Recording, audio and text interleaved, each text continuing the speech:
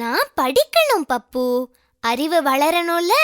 நான் படிக்கல கண்மணி, ஆனா எனக்கு நல்ல அறிவு இருக்கு. ஓ அப்படியா?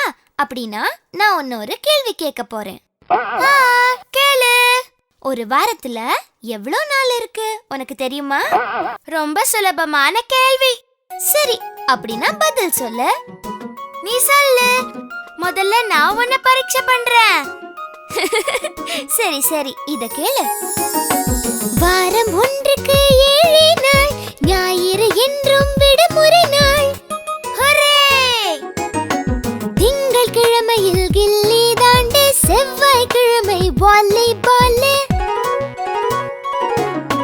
தொட்டு விளையாட்டு புதன் கிழமை, உடற்பயிற்சிக்கு வியாழக்கிழமை,